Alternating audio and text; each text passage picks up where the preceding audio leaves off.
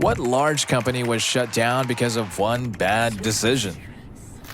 Panera Care is opening less than a mile from my college campus. And for those who don't know, Panera Care is basically just let you order food and would list a suggested donation based on what you ordered, but ultimately it was an honor system. The cashiers would just make change for you so you could put cash in the donation box. If you can't afford a meal, it's fine to not pay, but you are supposed to volunteer to work for 2 hours to cover it, but this isn't actually required. I think generally these things are supposed to be for really affluent neighborhoods where people probably donate even more than is quote unquote suggested. But students from the college basically turned it into a real life tragedy of the commons experiment.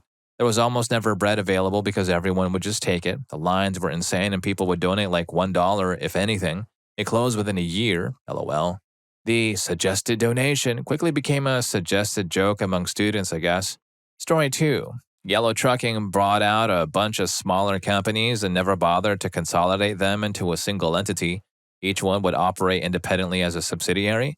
Not only did this force them to take on loads of debt, but it also put them at odds with the Teamsters who had active agreements with each company prior to the buyouts. They never recovered from this move and relied heavily on the Teamsters to negotiate pay and benefit cuts for its members for the next decade and a half. When the union rejected the latest concession proposal earlier this year, the company shut down and blamed the union for its own incompetence. Story 3. Sun Microsystems not embracing Linux until it was too late. I worked there at the time, and Linux was seen as a kind of toy operating system with little margin, just cheap small boxes. Well, it turned out cheap small boxes are now what runs in data centers, and Linux is everywhere. Sun was making money hand over fist selling really high margin servers and knew it would eat its own sales. And since no exec was willing to sacrifice their own revenue and bonuses to help for a future where they may not be there, lots of Sun execs and VPs left for more lucrative positions. It was a tough sell. I know it was tough to disrupt the server business. I worked on the software side and they would include our software to boost hardware sales, when in reality, every other company in the world viewed hardware as a commodity and software as the value add. Story 4. Hold on, let me pull up the list of companies that Boston Consulting Group was hired to enact changes to. BCG was brought in to quote-unquote help most of the companies listed in this thread. They advised Blockbuster, Office Max, Pizza Hut, KLM Air France, Kmart, Neiman Marcus, Pier 1 Imports, Sears, Toys R Us, Circuit City, JCPenney, Radio Shack, Texaco, Chrysler, MF Global, Conseco Incorporated, CIT Group, GM, WorldCom, Washington Mutual, Lehman Brothers, GameStop, Pulte Group, and most recently, Bed Bath & Beyond. Bed Bath & Beyond was sunk by a decision by Mark Tritton, who was advised by BCG to borrow money to buy back their shares at all-time highs, and subsequently had to do a share offering at all-time lows just to pay the bills and buy a few more months before declaring bankruptcy. Only 2 out of that list avoided restructuring. You could almost argue that any large company who makes the bad decision to bring in these consultants will eventually be shut down. Some theorize that these decisions that bankrupted these companies were intentional, and there were nefarious plans to bring these companies to bankruptcy, whether by venture capital, banks, or ultimately the competition of these companies. Story 5. Sears failing to have an online store in the early days of the internet. The catalog pretty much already in a form that would have been relatively easy to convert to HTML. Sell their huge anchor store space at the mall, but keep a smaller store there for just 2 to 3 of the most popular items. Everything else is at a fulfillment warehouse and to process returns. Most of their mall floor space was used as storage space anyway. It could have been Amazon. Everything was pretty much ready to go. The ironic thing is that they became such a large company through mail order, so online order should have been a no-brainer for them. They could have offered flat pack home kits again, delivered to your lot. Their no questions asked return policy for Craftsman tools was kind of crazy. Bring in your grandfather's hammer, beat it to hell, and they give you a new one. Story 6. This one involves my dad. Back in the 80s, he decided he wanted to teach people how to use Lotus 123, Excel, MS Word, etc. So he bought a bunch of computers for a classroom and he wrote interactive learning programs and printed out handmade manuals and such. Even without advertising, he had people asking to join his class, but he was never quite ready. This Lotus 123 program could use more work. It wasn't ready for a class. This MS Word tutorial isn't quite done. The perfectionist in him wouldn't let him expose the less than perfect programs in class to people. Not just yet. He turned down paying customers for fear that it wasn't just perfect. He had taken out a loan from a friend to finance this, but never made a dime. He paid the loan back by selling our cottage, something he regrets to this day. And why? Because he was afraid to be flawed. That taught me a lesson, though. As the old saying goes, perfect is the enemy of done. He could have easily made money and taught his classes, refining the programs to see no feedback. He could have covered deficiencies by teaching in person. He was afraid it wasn't perfect, so it was never done. We don't talk about it or the cottage that we built together. We had the foundation and structure built by pros, and the whole family pitched in to build the interior when we were teens. It saddens me more because it was what he wanted to do and he went for it, just not quite. Story 7. Right now, First American, and it's probably due to a lack of investment in IT. The largest title company in the US got completely breached. Their domain is still completely down a week later, and no one seems to be talking about it for the big deal it is. Thousands and thousands of home closings can't happen because of this right now. If you bought a home in the US, there's roughly a 60% chance they have all of your information. They have email lists of everyone in the mortgage industry, which will now be used by that same group to radiate further attacks. Oh, and it's a publicly traded company, so I'm pretty sure their board of directors is trying to figure out how they sell as much stock as possible without getting caught before it craters. This is literally a month after they had to pay $1 million in New York for a data breach. Turns out $1 million isn't anything at all to these people. No crap. As usual, kid gloves for the rich. Story 8. IBM is still around, but they are a shadow of what they used to be. Larry Ellison summed up probably their biggest failure in the brilliant documentary Triumph of the Nerds. I think IBM made the single worst mistake in the history of enterprise on Earth, which was being the first manufacturer and distributor of the Microsoft Intel PC, which they mistakenly called the IBM PC. I mean, they were the first manufacturer and distributor of that technology. It's simply astounding that they could basically give a third of their market value to Intel and a third of their market value to Microsoft by accident. Those two companies today are worth close to, approaching $100 billion. Not many of us get a chance to make a $100 billion mistake. IBM could have easily bought and owned both Microsoft and Intel. They were the Goliath of the industry at the time. They saw PCs as a cute toy for people who didn't know how to operate a real computer.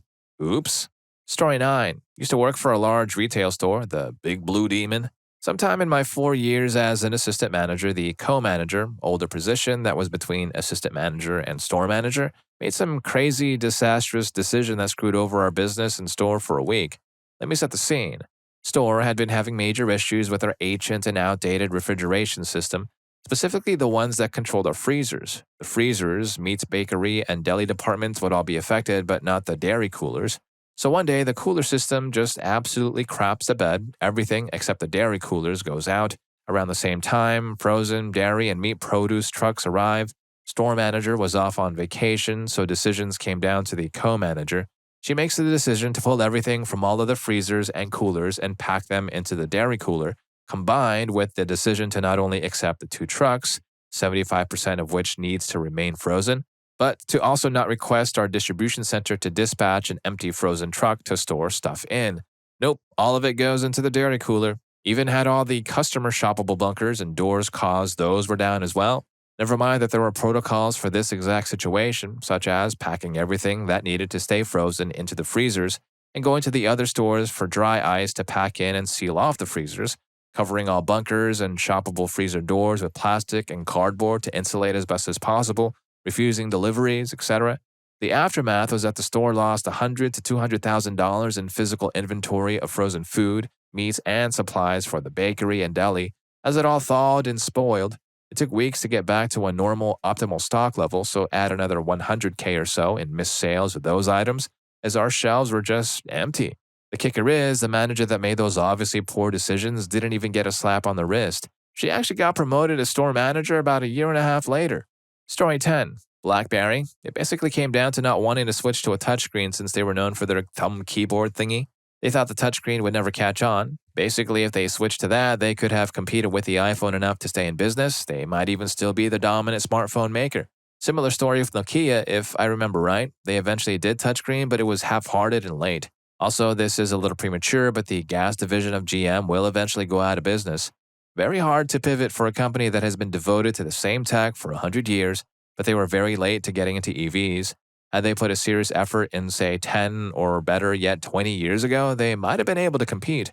Dumb thing is, they actually got into EVs a long time ago, before Tesla, but got out of it because they didn't want to disrupt themselves. But if you don't disrupt yourself, someone else will. Story 11. Orders. They were outsourcing online sales to Amazon, and all their online sales were to bolster their in store experiences instead of expanding their online presence. They invested a bunch into CDs and DVDs, and then digital media began to come around, and they lagged on that. Ebooks, e readers, and MP3s that were the industry norm were a last ditch effort they should have launched sooner. I opened one of their concept stores, closed it, then closed another 2 stores for them as a bookseller and barista. The job itself was great. I love books and was able to read them for free, and we got discounts on coffee and tea in the cafe. Was disappointed in the leadership of the company, but a bunch of old executive farts getting severance was becoming the norm, and the country was in the middle of a recession. Story 12. The problem with this question is that large companies aren't shut down over a single decision. There are tons of bailouts and subsidies that will keep them alive, and this undermines the entire capitalist concept, but I'll talk on that later. One company that should have ended was GM. GM was producing below quality vehicles, and the revenue reflected that. They were facing bankruptcy until the federal government gave them a bailout on the condition that they produced energy-efficient vehicles. That's about when the U.S. government invented a taxation that if the average miles per gallon for a line of vehicles is over a certain amount, they have to pay a pretty exorbitant energy tax. Problem is, that's not how supply and demand works. Like it or not, demand dictates supply. People wanted big vehicles from this company, but they were pressed by the U.S. government to create energy-efficient vehicles to offset their higher mileage line of cars. But now they were making cars that no one wanted to offset having to pay for a massive energy tax if they went over. This messed their entire operation up much worse than if they decided to restructure and maintain their business model with some small deviations. This, by all accounts, should have ended GM, but unfortunately for the consumer, GM was made to be artificially alive so that people could keep their jobs within the company. Problem is that the caveats made it also impossible for GM to recover, and they still fight that battle to this day. If we are going to be using capitalism as an economic model, we need to trust it. The government should have let the company end, paid the unemployment for the workers, and waited while better equipped companies came in and competed for that massive hole in demand that GM would have left. They would have come up with better quality vehicles with better prices, and that talent would have been taken up by the competition.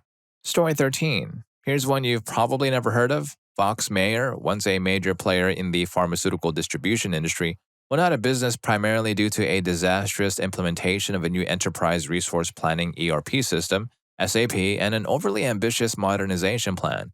These factors led to a cascade of operational and financial troubles. ERP system failure. FoxMeyer's new SAP ERP system, designed to streamline operations and improve efficiency, failed spectacularly. Anderson Consulting had no idea what they were doing and sold the execs and the BOD a bill of goods. The system, which was not fully tested before going live, could not handle the volume of transactions required.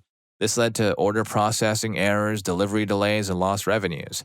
Overestimation of capabilities. The company's leadership overestimated the capabilities of the new system and pushed for an aggressive implementation schedule. This haze contributed to the failure of the system. Debt and financial strain. The implementation of the new system was costly, and the company took on significant debt to finance it. The operational failures exacerbated this financial strain as revenues plummeted while expenses remained high. Loss of customer confidence. As operational issues persisted, customers lost confidence in FoxMeyer's ability to deliver. Many switched to competitors, further reducing the company's revenue. Bankruptcy and sale. Unable to recover from these setbacks, FoxMeyer filed for bankruptcy in 1996. Its assets were eventually sold off to competitors, marking the end of the company. And the case of FoxMeyer is often cited as a cautionary tale in the business and IT worlds, highlighting the risks of rapid technological change and the importance of thorough testing and realistic planning in major system implementations. Story 14. Circuit City used to pay their employees pretty well and required them to be knowledgeable about everything they sold. A genius in upper management thought that lowering prices by laying off longtime employees, cutting wages, and hiring inexperienced workers that aren't paid enough to care was a good idea. I went there because I knew I was going to leave with not only the equipment I needed for what I wanted, but the right cords, accessories, adapters, etc. If I wanted to buy something at a lower price from someone who was untrained and underpaid, I'd buy it anywhere that sells things at low prices. In fact, why don't I buy it from the same place that has untrained and underpaid employees selling tires, blenders, diapers, bicycles, winter coats, greeting cards, toilet seats? It's the Walmartification of the planet. Story 15. Not many people will recognize it outside the Midwest, but the restaurant chain Bill Knapp's was pretty popular. Big with the let's go somewhere after church crowd and had a menu full of comfort food. Their chocolate cake was so good it should have been regulated by the FDA. In fact, it's the only thing that has survived. Then some marketing genius looked around the restaurant landscape and decided that the middle-aged folks that made up their customer base were going to age out of the market and all go live in retirement homes and stop buying their food, so it was time to revamp the menu. Everything was fusion and Asian-inspired or Tex-Mex, and all the comfort food disappeared off the menu. It didn't take long for the chain to fold, and the collapse was spectacular. Story 16. IDK if it will or will not be shut down because it's an ongoing situation, but the TVP, Television of Poland, the National Television Network of Poland, might be shut down soon. The situation behind it is complicated, but to sum it up, for the last few years, the formerly ruling party, the PIS, pretty much used it as its private propaganda device. Recently, the party lost elections and the new government fired everyone in TVP management and announced that they will restore the neutrality in the TVP. But the PIS party criticized this and said it was unlawful, which it wasn't, but hey, hard to explain anything to far-right politicians. Additionally, the government now needs money to fix everything in TVP, and only the president can authorize giving it money, which he won't do because he is from PIS. And he made a huge mistake by officially saying that he won't authorize it because now the government can just shut down the entire TVP, declaring its bankruptcy, and PIS party can't do anything about it. So yeah, one of the oldest and biggest television networks in the country will probably be shut down due to political squabbles and a stubborn president. Story 17. One that is currently going on, Bally Sports Network, Diamond Sports Group, the company is owned by Sinclair Broadcasting. They borrowed a ridiculous amount of money. Some reports suggest the loans total around $8 billion to buy regional sports networks from Fox in 2019. The networks were being sold off during the corporate reconfiguration of Fox. They sold the networks to the highest bidder because selling them to Disney, who bought many of their other properties, would have never passed federal antitrust laws. The networks air MLB, NBA, and NHL games for teams in various regions. The mistake here was borrowing billions of dollars to buy networks that only show programming on the slowly dying medium that is cable satellite TV. In addition, Diamond played hardball at various times to make sure they got the prices they wanted from TV broadcasters to carry the networks. Between the massive costs of the loan payments as well as payments to numerous sports franchises to keep their broadcasting rights, they quickly ran out of money. Earlier this year, the issues came to a head when they failed to make scheduled payments to some MLB franchises. This resulted in legal action being taken against Diamond Sports.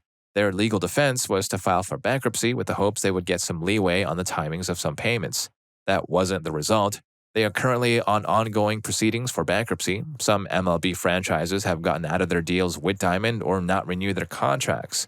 The network still exists at the current time because of the bankruptcy proceedings holding things together, and it's possible they make it through another MLB season. Beyond that, it is widely believed Diamond will go out of business or be forced to sell off their assets.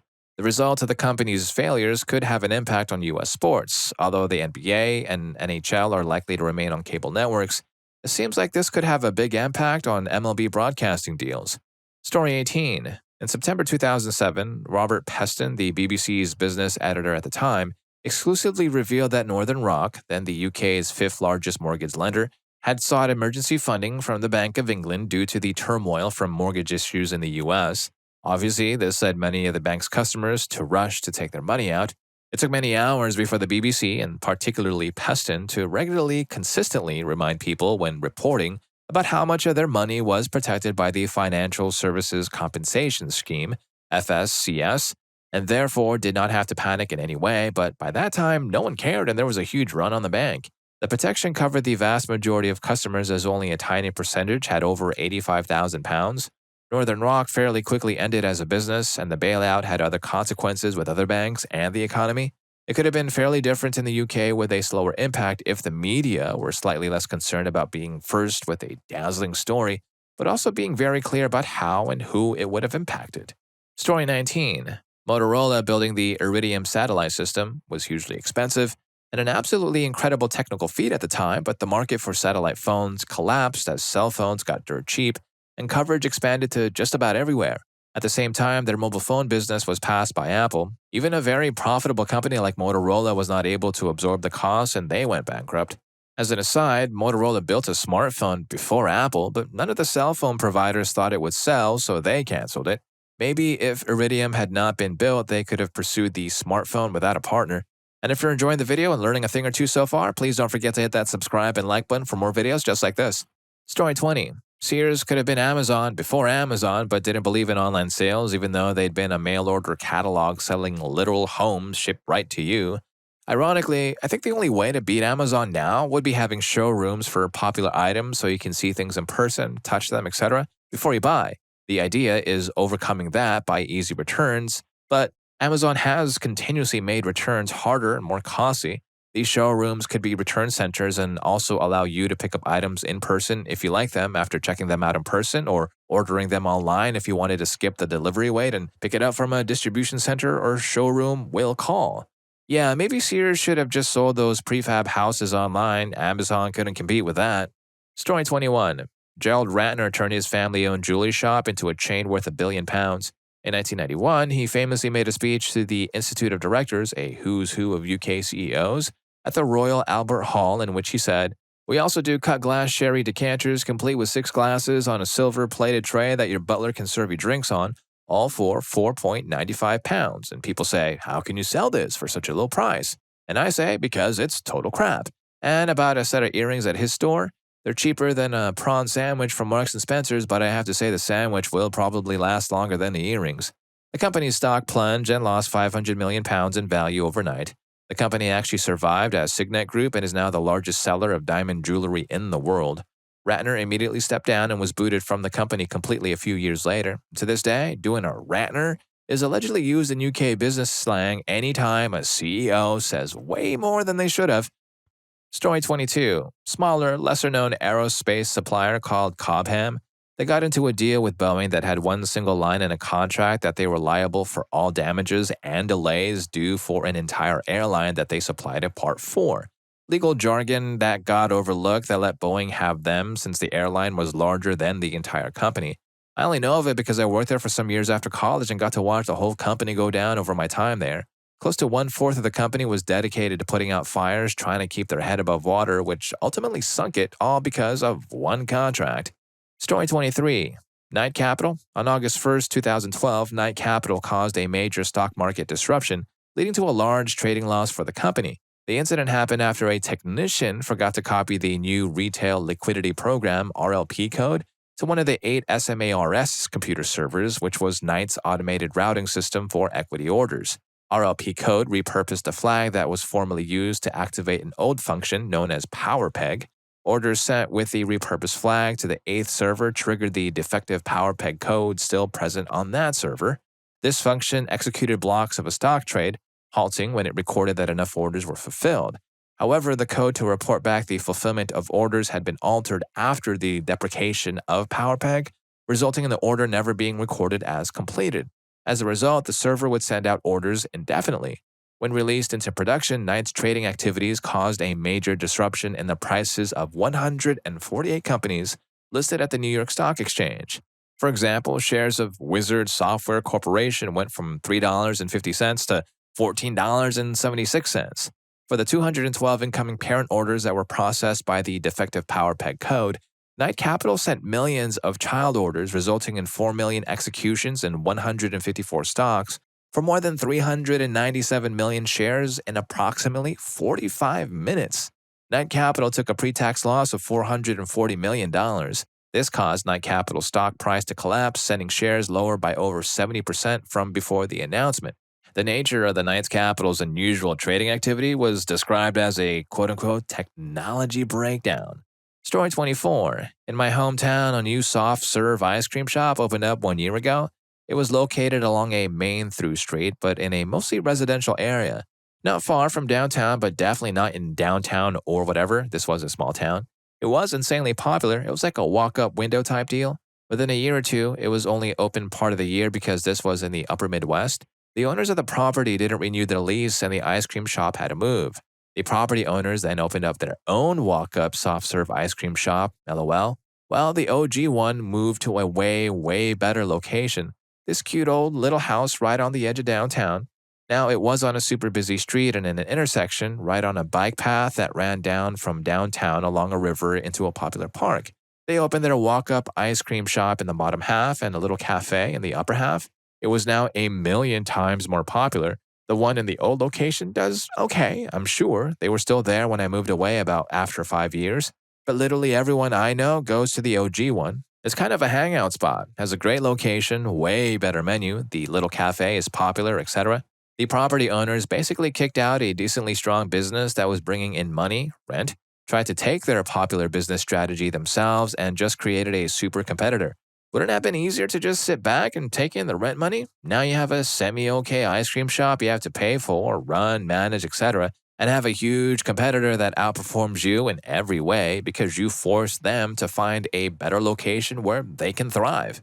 Story 25. Probably not a large company for most people's standards here, but my hometown used to revolve around this one company and factory. A lot of locals got their jobs there. Most of the women briefly retired when they got married and came back as part-time workers after having children, which is common in rural areas of Japan, sadly. Not a great place, but decent enough to hold a steady relationship with the town. Then the old boss passed away and his 60-something-year-old son got the job. His first corporate decision was to stop hiring women who were expected to get married in a few years. If they wanted to work, they just had to start as part-time workers. It was a really bad move for many reasons. Instead of getting a job right after high school graduations, girls left the town and found jobs in nearby cities or went to college. If you're going to be a part-timer anyway, you can make more by working at franchise places in the city. The only reason women became part-time workers at the local company was to work at a nearby place so they could drop off and pick up their kids from school. And guess what? They liked the city and they didn't come back. Soon, even men stopped getting a job there either. Since young women started leaving the town, a lot of them started going to college so they could get women with Mrs. degrees, referring to the expectation of marriage. And with college degrees, they could get much better jobs than the local factory. Witnessing them getting more paychecks, more parents started sending their kids to the big city. Only people who went to the local company were local DQNs, which are basically semi-gangster dudes of the small town who couldn't get a real job or a college degree. It all happened at my parents' generation, and now the company, once run by 600 employees, only has about 20 workers. Rent is dirt cheap there, so they still have the old building, which has no lights on in most parts, looking like an abandoned hospital. Story 26. You're referring to the infamous downfall of Blockbuster, right? Back in the day, Blockbuster was a giant in the video rental industry, dominating the market with its iconic blue and yellow stores. However, their refusal to adapt to the changing times sealed their fate. When Netflix emerged as a major player in the online streaming game, Blockbuster had the chance to team up with them. Unfortunately, Blockbuster's leadership passed on the opportunity, dismissing the idea that streaming would replace physical rentals.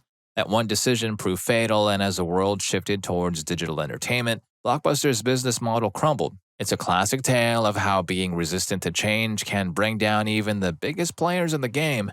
And imagine telling someone in the 90s that you could watch thousands of movies instantly on your TV. They'd called you a crazy person. Blockbuster just called it a passing fad. Story 27. Not shut down, but JCPenney almost crashed and burned about 15 years ago. They hired a guy named Ron Johnson as CEO. They were worried about being labeled as an old lady clothing store and falling behind. Johnson was a big executive over at Apple, and they thought he would rebrand them as a modern chain that was more than just clothing. They gave him full power to make any changes he wanted, and with that power, he took their long-standing brand and put it into a nosedive from which they almost didn't recover. He immediately started wasting all of their money and capital on frivolous and useless things. He took a private jet from Texas 5 days a week instead of just moving to California. He got into a litigation war with Macy's over the Martha Stewart brand products, which cost them millions. He put Sephora in the middle of each store and changed the name to JCP. He started outsourcing all their clothes to cheaper overseas labor, China, and the quality dipped. The biggest mistake, though, was eliminating coupons in their reward system. It drove away their old lady customer base. He did all these things in a short amount of time, so they hadn't yet attracted the younger consumers, if they were even going to attract them. He effectively spent almost all of the corporation's money and drove off all the customers without attracting new ones. They eventually canned Johnson and hired their old CEO back, but I'm honestly not sure how they recovered. Story 28. I'm going to show my age a bit here. Pan Am. I realized that it was a series of bad decisions that eventually brought the airline down, but I think any one of those decisions in isolation might have been survivable, except one, selling all of their trans-Pacific routes to United. So many other bad moments, though, buying and then sticking to gas-guzzling 747s, although I do love those planes. buying National Airlines, remember them? To create a domestic route network overnight.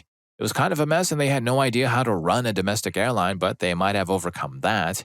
Ignoring the mounting evidence of the need for tighter security, Karachi, Dawson's Field, all the hijackings to Cuba. I mean, what was it going to take for them to smarten up? Well, Lockerbie, God rest their souls apparently, but it was too late by then. Selling off all those flights to the Far East? Dumb.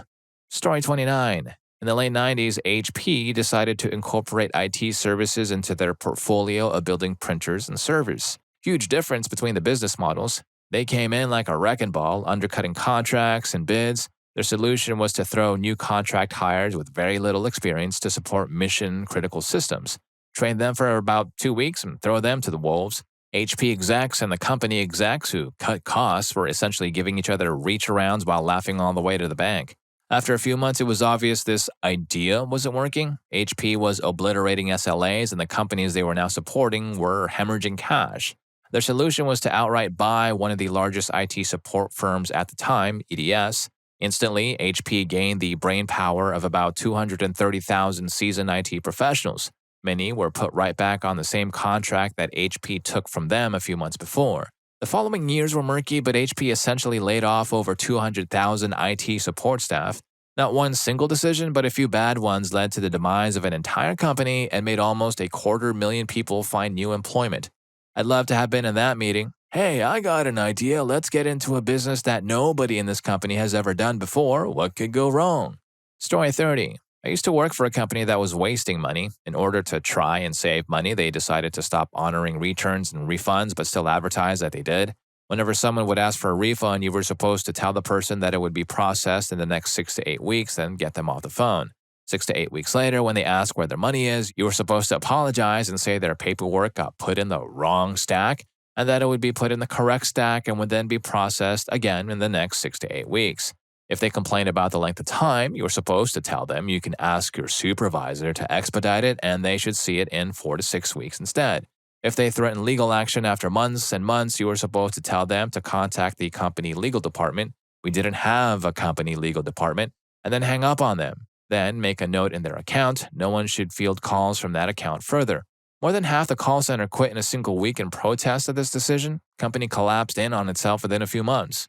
Story 31. I worked for a design printing place for years, and the owner went from amazing idea to stupid idea on a regular basis. Now, don't get me wrong, the guy is a brilliant designer. Totally took advantage of new tech every chance he could and made it work.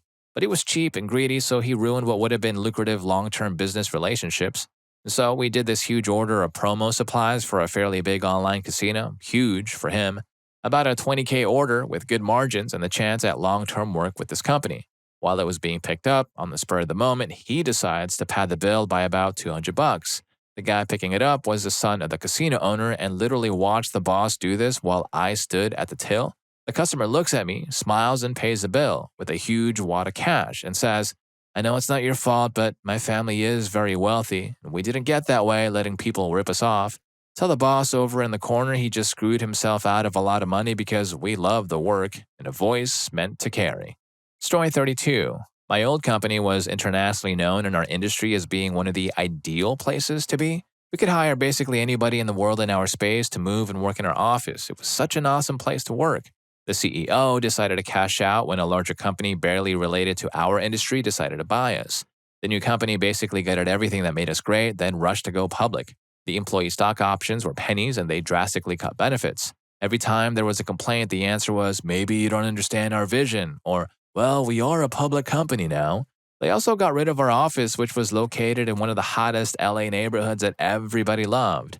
More than half of the OG senior members have left, and a large number of others are rumored to leave.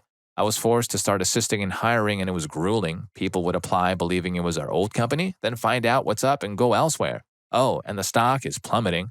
I hate the fact that what once was is now over. Those guys ruined something great. Story 33. Around this time last year, I know someone in their early 50s who sold all of their investments at a significant dip from the highs and decided to start producing and selling hand sanitizer in little bottles out of the garage, seeing it as a big opportunity with the virus. They spent everything on the bottles, labels, plastic drums full of sanitizer at a huge markup, hiring local people to fill the bottles and put the labels on, and then a website. By the time they had inventory, they realized that they couldn't compete on prices with places like Walmart or other big box stores that had finally caught up to the shortages by midsummer. They also didn't realize that selling on Amazon was gated for that category, so you had no chance of selling through there as a new seller. So now they basically have a garage full of old hand sanitizer and no savings. Story 34. My neighbor bought out his partners in a high-end furniture store. He used his house as collateral. Then the 2008 economic bust and housing bust happened, so not only did the company start tanking, but his house was no longer worth what it was before. He ended up losing the house. I remember the day he finally realized it went south. His wife knocked at the door and asked if I'd seen him. He left work and just disappeared for hours without telling anyone. I and other neighbors drove all around town looking for him. He eventually came back home, but I can imagine that he went somewhere and just cried it out for hours. He got a job soon after, but it was a bitter pill to swallow. There may have been shenanigans with the bookkeeping from the business partners where they cooked the books to look like things were better than they were. Maybe he knew, maybe he didn't. Story 35. Holy heck, my time to shine. Prepare for a number of them. Used to work at the corporate office of a major water park in my state. If you ever lived in Utah, you know which one. The year before I started, they adopted a new business practice of offering a season pass to the water park and numerous other facilities for a measly $20 per year. Not a typo. Previously, they had been $150+ per year. Unbelievable, right? Well, gets worse. The year I started, they ran a new promotion where you buy a season pass for $25, but then also get a $20 gift card back in the mail to Walmart or some other store. And you can see where this is going. 2 weeks after I started as a fulfillment specialist dealing with past issues, they fired the entire call center staff of 30+ people, keeping their phone calls and emails onto my fulfillment team of 8. So in addition to all of our work creating and shipping passes, we had to take all customer service calls and emails. And it gets worse. For some reason, they thought it was prudent to wait until we had some large round number, I think it was either 500 or 1,000 passes ready to ship, before they would even order the gift cards to send with them, even though there were thousands of passes purchased and pending with this deal. So not only were there massive delays in people getting their passes, sometimes they just wouldn't even get the gift cards either because the season was starting and they demanded their passes now instead of waiting for the gift cards too. So double whammy there, customers angry about how long it takes to get the season passes and then not getting the gift cards. After all this and firing the call center, they couldn't figure out why they were still losing money. I quit, and the rest of the team quit as well within 2 weeks of me leaving. Somehow they kept afloat for another year or so, but then eventually the water park closed for a year or two and changed hands a few times. It was recently bought again, renovated, and this new company is offering season passes for $30. The circle of life, I suppose. Story 36. This happened to my dad in the 1980s. He and his brother inherited a small but successful trucking company from their grandparents. They decided to liquidate and open a bar near my dad's former base. His brother, after a few setbacks, got the idea to use a large amount of substance to bribe the necessary officials at a fundraising event to get the permits they needed. He got ripped off by his dealer, possibly because he flashed too much cash. My dad might be biased in this account. He apparently decided his bribe would be the expensive stuff he had acquired. He used that in front of the police captain. When confronted, he reportedly hurt the police captain. He was arrested. During the arrest, they found packets of money hidden in his car, suggesting he planned to run off with the money if the bribery attempt failed. He received a plea deal, possibly by turning over his supplier, and got a 3-year sentence. However, this turned into 5 years due to repeated fights in prison. He was eventually released from jail with no money and no prospects. Most of his family had cut him off. He fled across the country to South Carolina to escape further charges. His infant son tragically passed away. The official cause was SIDS, but my cousin, the surviving sister, heard from a neighbor that the mother was home alone with both children, smoking and engaging in frequent fights with the neighbors. They all live in a trailer in the middle of nowhere. I worry deeply for my cousin's children, whom I've only met a few times. My uncle recently passed away from heart failure. I felt little emotion at his passing.